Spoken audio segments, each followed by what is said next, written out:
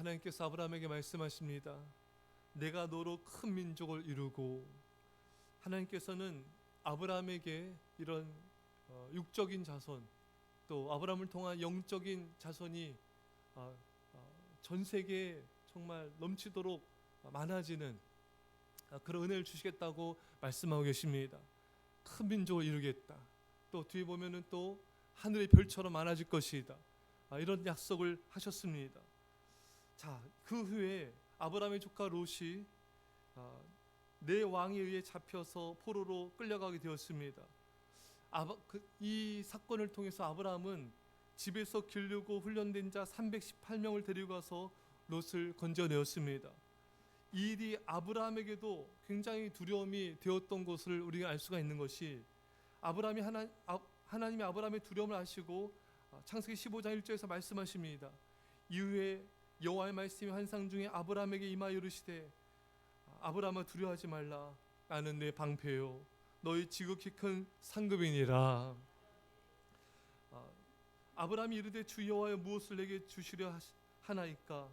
나는 자식이 없사오니 나의 상속자는 이 다메섹 사람 엘ie셀이니이다. 자, 그에 대해서 또 하나님께서 말씀하십니다. 창세기 15장 4절에 여호와의 말씀이 그에게 임하여 이르시되 그 사람이 내 상속자가 아니라 내 몸에서 날 자가 내 상속자가 되리라 하시고, 하나님은 두려워하는 아브라함의 그 두려움을 만져주시고 그 마음을 안돈시켜 주었습니다. 그리고 다시금 약속을 확증시켜 주신 것이죠. 엘ie셀이 아니다. 내 몸에서 날 자가 상속자가 될 것이다. 그런데 아브라함은 이 약속을 굳게 붙잡았을까요? 아닙니다. 인간적으로 의심하기도 하였습니다. 창세기 17장 17절에 아브라함이 엎드려 웃으며 심중에 이르되 100세 된 사람이 어찌 자식을 낳을까. 사라는 90세니 어찌 생산하리요 하고, 자, 그러자 하나님께서 또 아브라함에게 또 말씀하십니다. 창세기 17장 19절에 하나님이 이르시되 아니라 내 아내 사라가 내게 아들 낳으리니 너는 그 이름을 이삭이라 하라. 내가 그와 내 언약을 세우리니 그의 후손에게 영원한 언약이 되리라. 하나님은 아브라함에게 다시금 반복하여서 약속을 말씀하여 주셨습니다. 확신을 갖게 하여 주신 것이죠. 여러분, 아브라함이 이런 과정이 있었어요. 그러나 여기서 또 끝나지 않습니다. 사라는 온전히 약속을 믿었을까요? 그렇지 않습니다. 여러분, 참으로 인간적인 부족한 점이 많았습니다. 창세기 18장 12절에 사라가 속으로 웃고 이르되 내가 노쇠하였고 내 주인도 늙었으니 내게 무슨 즐거움이 있으리요. 사라는 불신앙의 웃음, 인간적인 웃음으로 반응을 하였습니다. 그러자 창세기 18장 14절에 여호와께서 능하지 못한 일이 있겠느냐. 기한이 이를 때 내가 내게로 돌아오리니 사라에게 아들이 있으리라. 의심하는 사라에게 다시 하나님이 말씀하여 주신 것이죠. 그 불신앙의 마음이 사라지도록, 그 의심의 마음이 사라지도록 하나님은 계속해서 재차 반복하여 약속을 다시 상기시켜 주셨던 것입니다. 여러분, 이것을 통해서 우리는 무엇을 알 수가 있습니까? 아브라함과 사라는 훌륭한 믿음의 사람들이지만 부족하고 연약한 모습이 많이 있었던 것입니다. 여러분, 우리도 마찬가지죠. 믿음이 있는 것 같지만 참 연약해요. 믿음이 있는 것 같은데 참 보면 참 믿음이 없어요. 인간적이고 이성적인 너무나 약한 모습들이 우리 안에는 많이 있는 것입니다. 그럼에도 불구하고 하나님께서 아브라함과 사라를 포기하지 않으시고 계속 찾아오셔서 그들에게 말씀하여 주셨습니다. 하나님의 포기하지 않는 사랑을 볼 수가 있습니다. 하나님이 열심을 보게 된 것이죠. 사실 여러분, 우리가 믿음이 좋아서 뭔가 이룬 게 아니에요. 하나님이 포기하지 않는 그 사랑 때문에, 하나님께서 우리를 향한 그 열심 때문에 뭔가 이루어진 것이지 우리가 한 것이 아닌 것입니다.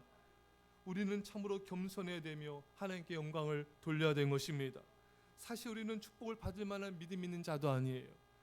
우리는 뭔가 이룰 수 있는 믿음을 가진 자가 아니에요. 하나님이 계속 오셔서 우리에게 말씀하여 주시고 우리의 믿음을 붙잡아 주시고 그 일을 감당하도록 이끄신 하나님의 은혜일 뿐인 것입니다.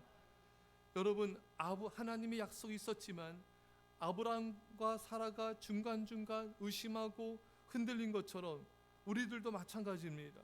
하나님의 약속이 주어졌지만 얼마나 중간에 많이 의심하고 흔들리고 얼마나 참으로 연약한 모습을 많이 보입니까? 처음에 말씀을 받아도 시간이 지나면서 흐릿해지고 의심하고 불안해하는 것이 인간의 실존인 것입니다. 그래서 여기서 우리가 중요한 것은 아브라함과 사라가 계속해서 하나님께 기도하며 하나님과 교제함을 통하여 하나님의 음성을 들었기 때문에 그 믿음을 지킬 수가 있었던 것입니다. 여러분, 처음에 우리도 말씀을 받았더라도 계속해서 깊은 기도로 하나님의 음성을 계속해서 들어야 되는 것입니다. 하나님의 음성을 들은 것을 적어놓는 것은 매우 중요합니다. 그 말씀을 계속 확인해야 돼요. 또한 계속해서 하나님의 음성을 듣는 가운데 흔들리는 마음을 다잡아야 되는 것입니다. 여러분, 우리가 깊이 기도하면서 계속해서 하나님의 음성을 다시 듣게 되면요, 우리 마음이 굳건해집니다. 우리 믿음이 강하고 담대해지는 것입니다. 그리고 말씀과 반대되는 상황, 환경이 펼쳐질 때 다시 우리는 깊은 기도로 하나님께 나아가 하나님의 음성을 들어야 되는 것입니다. 그러면 우리가 처음에 들은 그 말씀을 주님이 다시 확인시켜 주심을 통하여 우리 믿음이 굳건해지고 약속을 붙잡게 되고 승리하게 되는 것입니다. 사랑하는 여러분, 이처럼 믿음은 단번에 생긴 게 아니에요. 아브라함이 단번에 믿음이 생긴 게 아니에요. 오랜 과정이 있었습니다. 연단이 있었고 또 그 가운데 넘어짐도 있었고 약속 붙잡지 않음을 통하여 또 그 가정이 많은 어려움과 환난을 당하기도 하며 이런 많은 과정을 통하여 그들의 믿음이 점점 굳어져 나갔던 것입니다. 그래서 믿음이 세워지기 전까지는 많은 연단이 있어야 돼요. 많은 기도가 있어야 됩니다. 또 많은 하나님에 대한 신뢰의 과정이 있어야 되는 것입니다. 이런 과정 끝에 조금씩 믿음이 생기는 거예요. 조금씩 믿음이 자라는 것입니다. 뭐 나는 하늘 천국 받고 지옥 받고 믿음이 생긴 게 아니에요. 큰 은혜 받았다 믿음이 생긴 게 아니에요, 여러분. 금방 또 믿음이 약해지고 또 금방 넘어지게 되는 게 인간의 모습인 것입니다. 깊은 기도를 통하여, 깊은 연단을 통하여 조금씩 믿음이 자라나는 것입니다. 많은 세월이 필요해요. 많은 기도와 연단이 필요합니다. 그름을 통하여 믿음이 자라고 약속을 성취하게 된 것입니다. 여러분과 제가 조급해하지 마십시오. 왜 나에게 믿음이 없을까? 그렇게 믿음이 세워진 게 아니에요. 깊은 기도를 계속 들으십시오. 그런다 할지라도 믿음은 조금씩 자라는 것입니다. 여러분과 제가 하나님의 음성을 계속해서 들어야 됩니다.